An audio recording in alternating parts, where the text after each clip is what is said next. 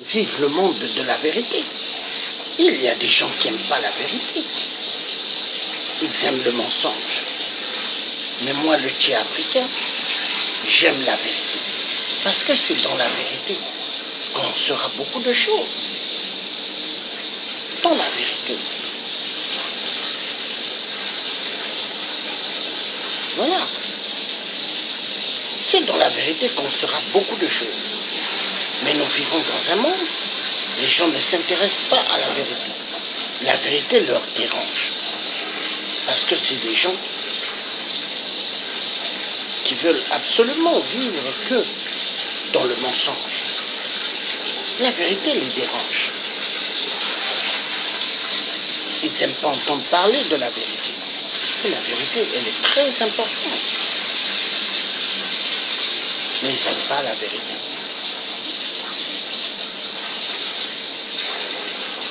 Ils n'aiment pas la vérité. Et ils veulent toujours que les gens puissent vivre dans le mensonge. Et ils aiment le mensonge. Parce que pour eux, le mensonge, c'est bénéfique.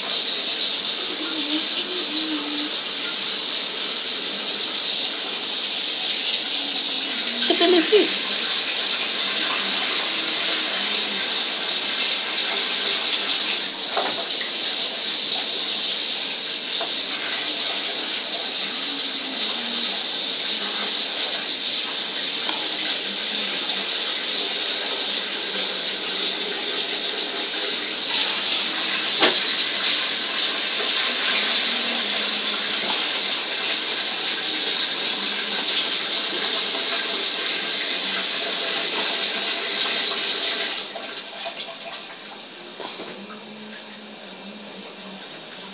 Nous allons revenir sur une histoire très intéressante.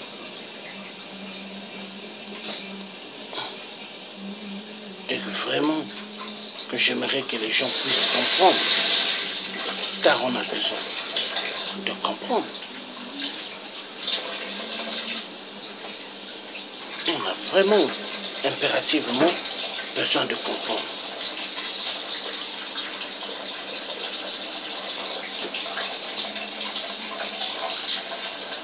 Et on va comprendre. Et comprendre.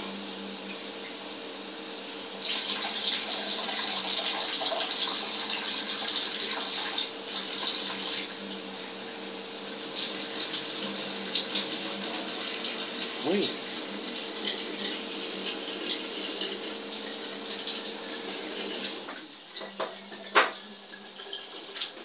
Très intéressante, elle vient de Dieu. Toute vérité vient de Dieu. Benella, l'architecte, il s'est dit il peut commettre tout ce qu'il veut. Parce que son chef, son patron, sera là pour le protéger. Benella a fait tout ce qu'il pouvait faire. Il s'est dit qu'il est le nouveau maître de l'Élysée. Il a un passeport diplomatique. Un passeport diplomatique où est-ce qu'il voyage? Il va en Afrique voir des dictateurs. Parce que Benella, vu il faisait partie du cercle, il a compris qu'il pouvait être un homme d'affaires en Afrique. Mais qui se cache derrière cette affaire dont Benella va voir des dictateurs en Afrique? Toujours l'Élysée. La vérité doit être dite. L'Élysée est toujours là. Et Benella fait toute sa mascarade. Il peut voler ce qu'il veut en Afrique. Hein, Benella? Oui. Il détient un passeport diplomatique. Benella.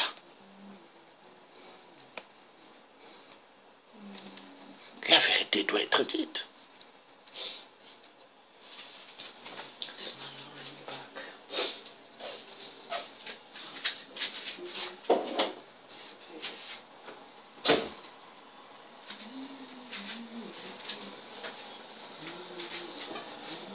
grande mascarade.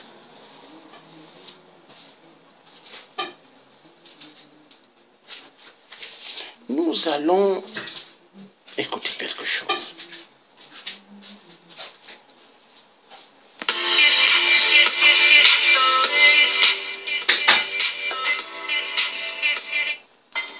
La matinale d'Europe 1. Pierre de Villeneuve. Un petit coup d'œil à l'international avec Vincent Herouet. Pierre. Bonjour Vincent Herouet. Bonjour Pierre, bonjour à tous. Vous nous parlez de cette nouvelle affaire Benalla. Il était au Tchad 3 semaines avant le président Macron. L'Élysée jure que ça n'a rien à voir. L'intéressé se vexe et accuse l'entourage du président de le calomnier. Épisode du jour, les tribulations d'un tchatcheur au Tchad. Son prénom lui va bien, Alexandre Benalla, comme Alexandre le Bienheureux, Alexandre Dumas le romancier, ou Alexandre Djouri, si romanesque. Quand on connaît un peu les palais africains, on n'est pas surpris d'y retrouver un blanc qui présente bien, qui n'a pas froid aux yeux, digne d'éloge, ancien du service d'ordre du parti au pouvoir, bombardé, grand spécialiste de la sécurité. En Afrique de l'Ouest, on respecte ce qu'on appelle les corps habillés. Tintin dans l'oreille cassée devient colonel avec un bel uniforme bleu layette, et en Afrique aussi, de simples gendarmes brigadiers ont pu se hisser d'un coup d'état d'un seul au grade de lieutenant-colonel. Tout ça n'est pas très nouveau monde, c'est plutôt l'Afrique de papa, ça rappelle le gorille, les manigances de Focard avec la frime en plus, le jet privé, Voilà. le tête-à-tête avec le satrape. L'Afrique de papa, oui. Benalla se dit que l'Afrique de papa Valéry Giscard d'Estaing, qui a impérativement volé les diamants de l'empereur Bokassa, mais les diamants du peuple centrafricain. Et Valéry Giscard d'Estaing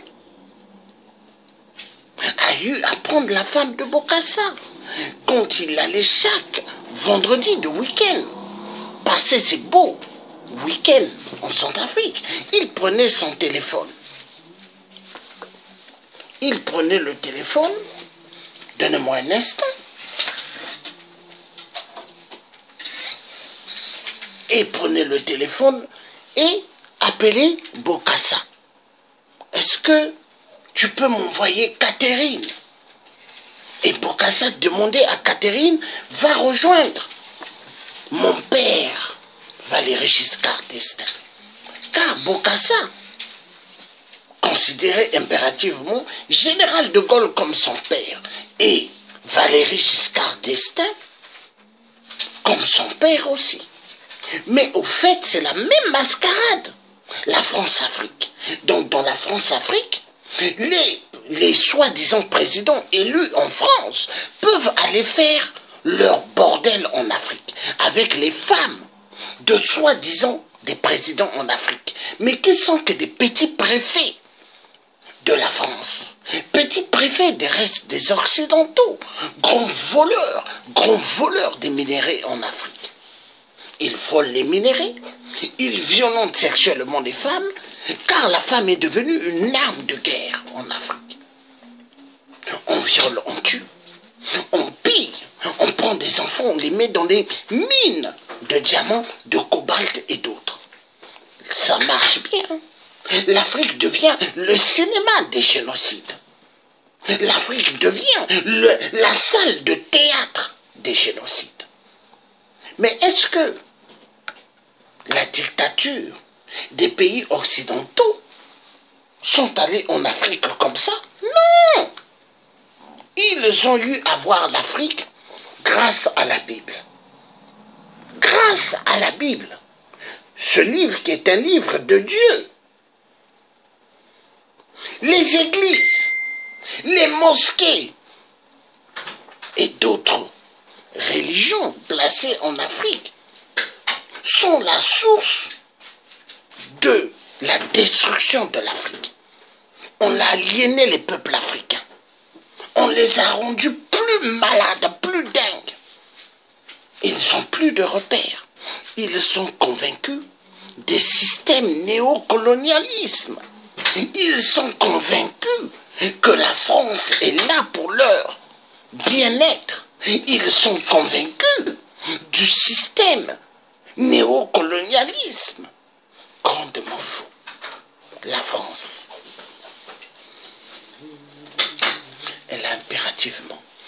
exécuté des millions de vies. Oui, la France. Nous allons continuer à suivre.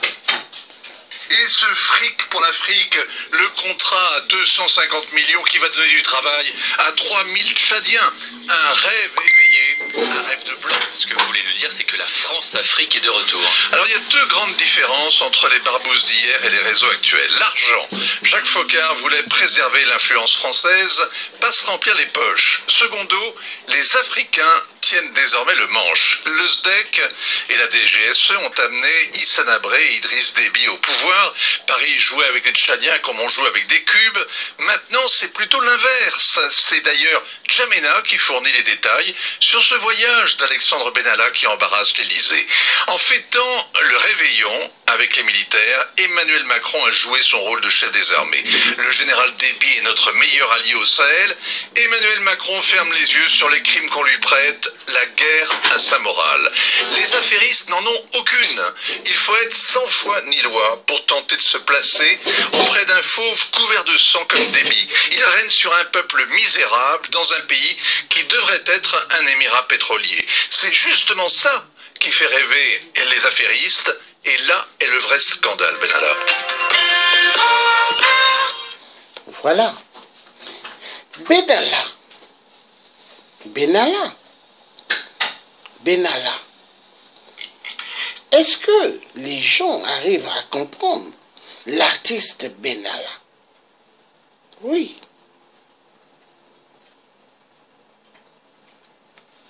Benalla. Est-ce que les gens arrivent à comprendre qui est réellement Benalla?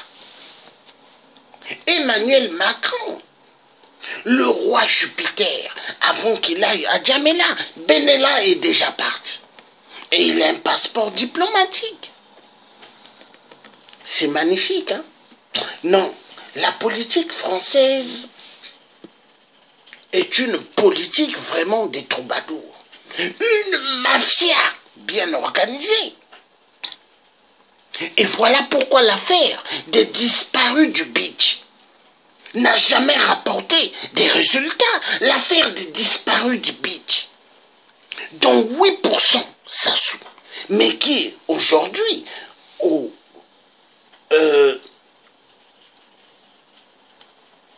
janvier 2019, nous allons plus appeler Sassou 8%, mais nous allons l'appeler maintenant Sassou le génocidaire.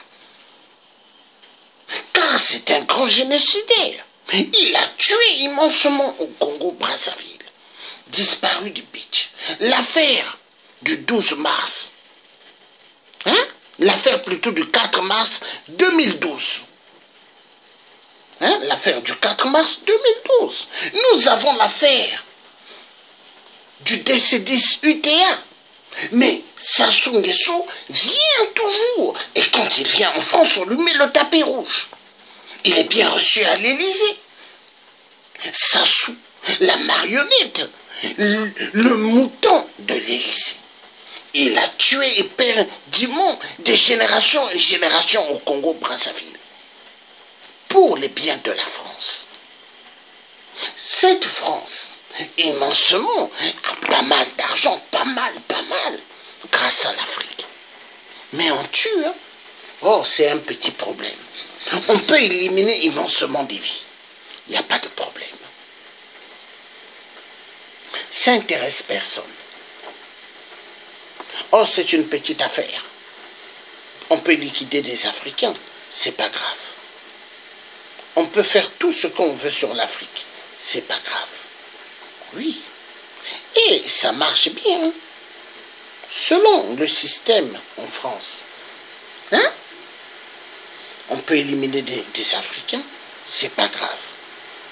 On peut faire ce qu'on veut en Afrique, c'est pas grave. Mais il y a un problème, hein? Il y a un grand problème.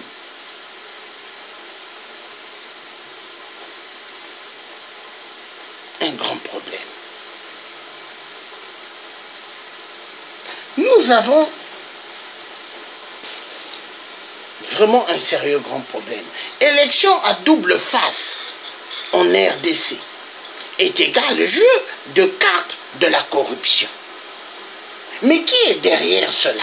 Quand on va bien chercher à vérifier, nous allons bien nous rendre compte que l'Élysée est derrière. Mais est-ce que l'Élysée est tout seul? Non. L'Élysée, qui aime bien les valises et les mallettes de la France-Afrique, n'est pas seul. Il y a toute la communauté internationale qui bouffe derrière. La communauté internationale du sang qui ont pris le Congo RDC en captivité. Et ils ont imposé aux Congolais, vu qu'ils prennent les Congolais pour des idiots, élection présidentielle. Est-ce que quand Hitler bombardait Paris, bombardait toute la France et l'Angleterre et l'Espagne et d'autres pays européens, est-ce qu'il y avait eu élection? Est-ce qu'il y a eu élection dans ces pays occupés par Hitler à l'époque? Non. Mais pourquoi on demande au peuple congolais de la RDC? On les a obligés élection présidentielle. Il y a un problème. On va s'intéresser. Est-ce que dans un pays, là où il y a des viols, la femme est prise comme une arme de guerre, il y a des enfants qui sont pris et placés dans des mines de cobalt, de tantal, de coltan et de toutes sortes de minéraux, est-ce qu'il peut y avoir des élections? Mais on s'est bien moqué du peuple congolais. Et attendez, mais les Occidentaux sont des enfoirés, sont des gens excessivement dangereux. On tue les Congolais et on leur oblige élection présidentielle. Non, il y a un sérieux problème. Et l'élection présidentielle, personne ne doit parler, il faut faire. Mais l'homme blanc, il sait comment jouer avec l'Africain. Est-ce que dans un pays où il y a des viols, des génocides, tout, on peut organiser des élections? Et l'élection, il y a eu pas mal de magouilles. C'est pas grave. Allez-y, faites l'élection. On brûle des grands dépôts avec des machines qui ont coûté excessivement beaucoup d'argent. C'est pas grave. Non, les Occidentaux sont dangereux. L'Afrique va mal. Et l'Afrique continue à aller mal. Mais on continue à dire aux Africains, c'est pas grave. Acceptez, c'est pas grave. Il y a un problème, hein? Il y a un sérieux problème. Quand on dit en Afrique, c'est pas grave. Mais moi, le tiers africain, je vais dire c'est grave. Parce qu'on se moque impérativement du peuple africain. On a toujours pris ce peuple-là comme des idiots, des gens sans valeur. Et on dit, c'est pas grave. On peut continuer avec la musique, c'est pas grave. Non, c'est grave. On va suivre quelque chose de très important.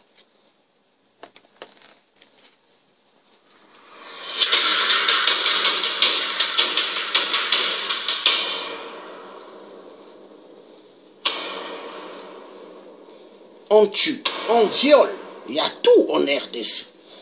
Mais on dit allons-y aux élections. Élections présidentielles, c'est magnifique, hein? Voilà. On viole, on tue, on massacre, on fait tout ce qu'on veut. République à démocratiser du Congo. Voilà. Des génocides, d'atrocités, tout. Les femmes pleurent. Et c'est magnifique.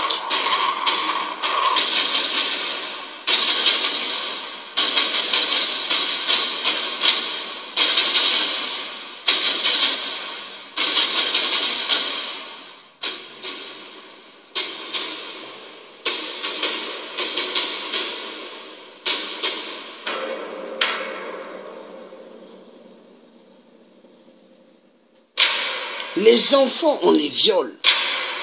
Hein? Et c'est pas grave. Allons aux élections.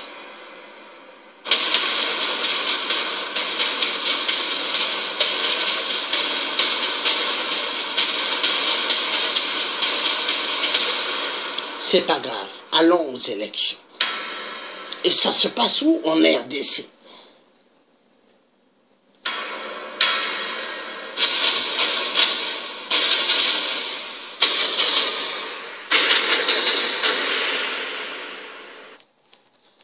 Des millions et des millions de morts, c'est pas grave, allons aux élections. Et ça se passe où? Congo RDC. Capitale de viol. Capitale où il y a tellement des atrocités du jamais vu. On n'a jamais vu cela. C'est pas grave. Allons aux élections. Mais pendant ce temps, nous les résistants vrais et les combattants vrais, nous avons envoyé plusieurs messages. Soulèvement populaire, article 64. Au lieu que le peuple se lève, non élection. Attendez, je me pose la question et me repose la question. Est-ce qu'il y a vraiment eu des gens qui sont allés à l'école au Congo?